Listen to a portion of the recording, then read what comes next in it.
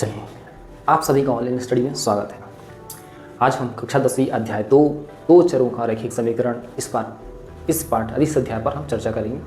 ठीक है, और आपसे एक रिक्वेस्ट है कि आप इसी तरीके का 10वीं का और भी गणित का वीडियोस देखना चाहते हैं तो प्लीज़ हमारे चैनल को सब्सक्राइब करिए। और प्रश्नावली 1 का सवाल हल करेंगे। प्रश्नावली 1 में लिखा है, निम्नलिखित कथनों को समीकरण के रूप में लिखें। तो उससे पहला सवाल है, एक विद्यालय के क्रिकेट कोच ने 3 बल्ले और 6 गेंदें 3900 रुपये में खरीदी और फिर वहीं से 1 बल्ला और 2 गेंदें 1300 रुपये में खरीदी। ठीक है, समीकरण का रूप देते हैं। चलिए हल करते हैं। ठीक, जब भी इस तरह का प्रश्न आता है तो क्या करते हैं, हम किसी एक की बात करते हैं। चलिए, एक बल्ले की कीमत निकालते हैं। तो एक बल्ले की कीमत बराबर कितना हो जाएगा? एक बल्ले की कीमत x। ठीक, और वहीं पर एक गेंद की कीमत कितनी हो जाएगी जी? सोचिए, y। दो चर की बात कर रहे हैं, x और y।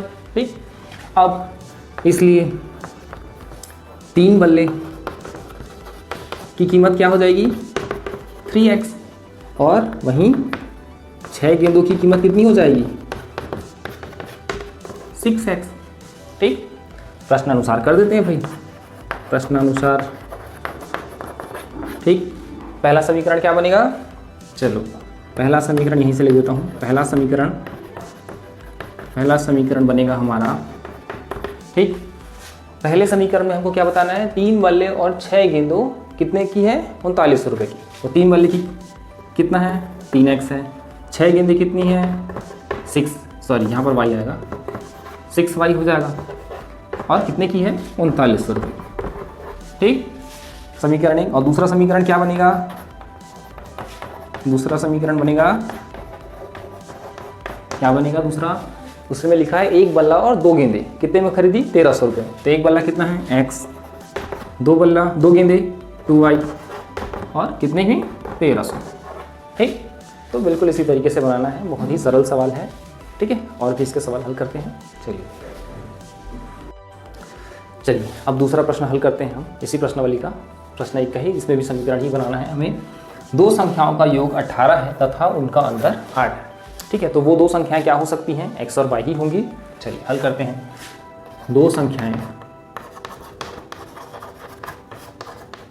क्या होंगी? x तथा y। ठीक, और इनका योग क्या होगा?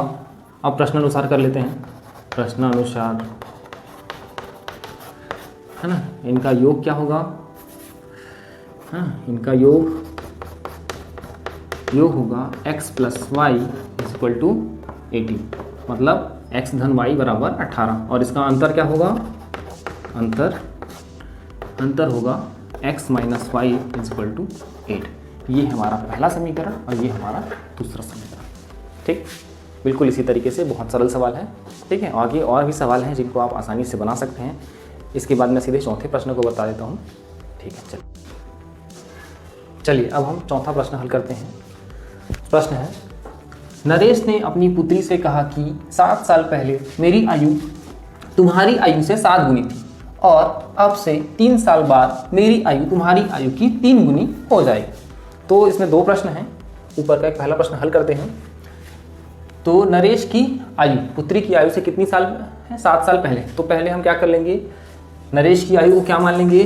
नरेश की वर्तमान आयु कितनी हो जाएगी? x हो जाएगी। वर्तमान आयु क्या हो जाएगी? x। और पुत्री की वर्तमान आयु क्या हो जाएगी? y। ठीक, प्रश्नानुसार क्या बोला गया है कि नरेश ने अपनी पुत्री से कहा कि 7 साल पहले, तो 7 साल पहले नरेश की आयु क्या होगी? 7 साल पहले नरेश की आयु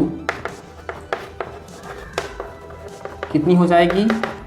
x - 7। और 7 साल पहले पुत्री की आयु कितनी हो जाएगी? y - 7। ठीक, अब हम अपना पहला समीकरण बनाते हैं। प्रथम समीकरण हमारा बनेगा, प्रथम समीकरण बराबर क्या हो जाएगा? क्या बोला गया है कि नरेश ने अपनी पुत्री से कहा कि 7 साल पहले मेरी आयु तुम्हारी आयु से 7 गुनी थी। ठीक है, तो 7 साल पहले तक हो गया, अभी 7 गुनी में आते हैं। ठीक है, तो नरेश की आयु कितनी है, x-7 है। पुत्री की आयु कितनी है, y-7 है। ठीक, कितने साल पहले बोला गया है, कितना मतलब कितने गुनी हो जाएगी, तो 7 गुनी। ठीक है, 7 गुनी। ठीक है, मतलब बोला गया है नरेश ने अपनी पुत्री से कहा कि 7 साल पहले मेरी आयु तुम्हारी आयु से 7 गुनी थी। ठीक है, 7 साल पहले ये नरेश की आयु, पुत्री की आयु 7 साल पहले 7 गुनी। ठीक, तो हमारा ये पहला समीकरण बना। अच्छा सॉरी, इसको और आगे हल करते हैं। तो ये हल करेंगे तो क्या हो जाएगा, x-7 इज इक्वल टू ये कितना हो जाएगा, 7y हो जाएगा और 7 सत्ते 49। अब और आगे हल करते हैं तो x-7y को भेज देते हैं इधर, -7y हो गया और -7 ये पक्षांतर होकर क्या हो जाएगा, धन हो जाएगा 49। ठीक, बराबर 0 कर देते हैं। ठीक, तो ये क्या हो जाएगा, x-7y और 49 में 7 घटेगा, क्या मिले बचेगा, 42, धन 42। ठीक, ये हमारा पहला समीकरण। ठीक है, अब सॉरी यहाँ पे मैं बराबर कर देता हूँ 0 है ना, ये पहला समीकरण, ये पहला बन गया। अब दूसरा बनाते हैं। अब क्या बोला गया है, अब से 3 साल बाद मेरी आयु तुम्हारी आयु की 3 गुनी हो जाएगी। तो 3 साल बाद कितना हो जाएगा, 3 साल बाद नरेश की आयु ना कितनी हो जाएगी, x+3। ठीक है, x तो वर्तमान आयु मानेंगे, फिर 3 साल बाद x+3 और 3 साल बाद किसकी आयु, पुत्री की आयु कितनी हो जाएगी, y+3 हो जाएगी। ठीक है, अब मेरी आयु तुम्हारी आयु की 3 गुनी हो जाएगी। ठीक है, तो इसमें भी कर देते हैं दूसरा समीकरण हमें जो मिलेगा, है ना। दूसरा समीकरण के लिए क्या हो जाएगा, x+3 बराबर y+3, 3 गुनी हो जाएगी बोला। ठीक है, तो पुत्री के में 3 गुनी कर देते हैं। अब इसको आगे हल करते हैं, x+3 is equal to 3y plus 3 9, फिर क्या हो जाएगा, पक्षांतर कर देंगे इधर को, तो x-3y प्लस 3 और -9 इज इक्वल टू 0। ठीक, अब x-3y और -6 ये हमारा दूसरा समीकरण। ठीक है, ये हमारा दूसरा। इस तरीके से हमें x-3y -6 और इस तरीके और बराबर 0 दूसरा समीकरण हमें मिला। और पहला समीकरण क्या था, x-7y plus 42 is equal to 0, ये पहला समीकरण। ठीक है, चलिए धन्यवाद।